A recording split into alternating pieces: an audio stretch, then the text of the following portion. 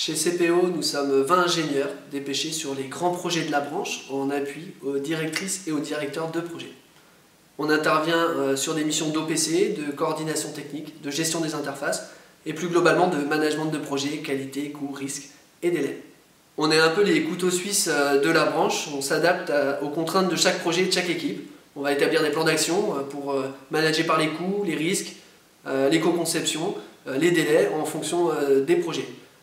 On est un rouage de l'équipe, on fait en sorte que les métiers interviennent au bon moment et soient bien coordonnés pour avoir une organisation efficace. Donc vous nous voyez sur tous les grands projets, les tramways, les métros, les BHNS et les grandes opérations d'infrastructures urbaines et ferroviaires. On développe aussi notre activité d'OPC en propre, on gagne des missions auprès d'Île-de-France Mobilité, de la RATP, de la SNCF et j'espère d'autres clients pour avoir des missions d'OPC ou de planification en parallèle de l'intervention qu'on a sur les grands projets de la branche. Les enjeux pour CPO sont d'abord d'accompagner le démarrage des grands projets, ensuite de staffer les projets dans la durée avec un pivot qui coordonne tout le monde et aussi, surtout, c'est de créer de la transversalité, du retour d'expérience, du partage de bonnes pratiques pour qu'on apprenne tous collectivement de chaque projet.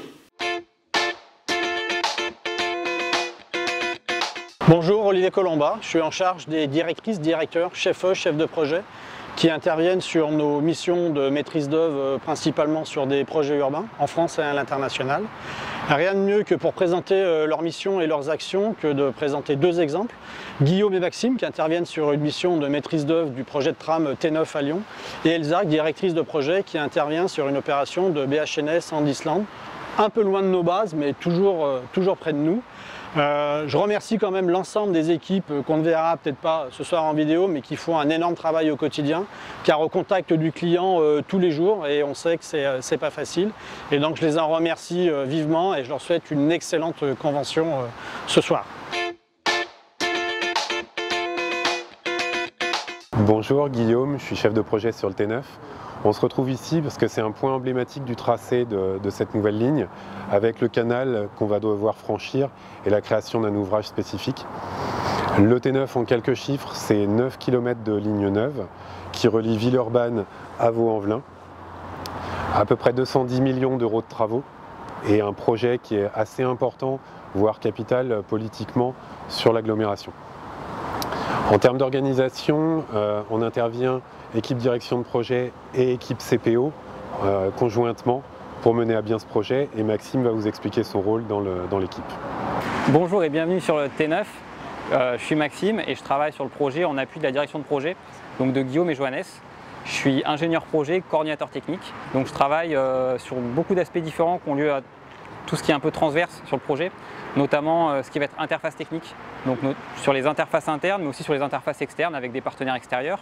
Je travaille sur des volets contre reporting aux clients, donc notamment avec son AMO.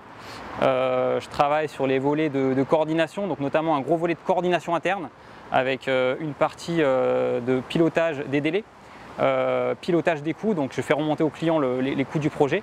Et enfin, pilotage de la production au quotidien et au fur et à mesure des mois, avec l'organisation des réunions hebdomadaires avec l'ensemble des partenaires du groupement. Donc ça va être toutes les équipes internes Artelia, TU, mais aussi les équipes VTSE qui sont en local. Et aussi tout ce qui est partenaires co-traitants et sous-traitants, notamment notre OPC, nos paysagistes et nos architectes. Et là-dessus, il y a un autre volet qui s'ajoute, c'est le volet vraiment de coordination générale et aussi le volet de pilotage des coûts. Rendez-vous en 2026 pour la mise en service du T9. Je suis Elsa Jacquesson et je vais vous parler de Borgarlína. Borgarlína, ça veut dire la ligne de la ville en islandais. Ce sera le premier BHNS de l'Islande qui va être mis en place dans la région de Reykjavik. Borgarlína, c'est un ambitieux projet de transport public qui a deux objectifs principaux. Premièrement, offrir une alternative crédible à la voiture particulière pour faire face à l'augmentation de la congestion du trafic. Et deuxièmement, atteindre la neutralité carbone à l'horizon 2040, objectif que s'est fixé l'Islande. Le lot 1, ou Lotaet en islandais, regroupe les deux premières lignes du réseau de BHNS. Il s'étend sur un tracé de 14 km et demi, comprend 25 stations et 4 ouvrages d'art, dont 3 seront réalisés par Artelia. Et l'opération sera assurée par des bus alimentés par une énergie domestique, a priori des bus électriques.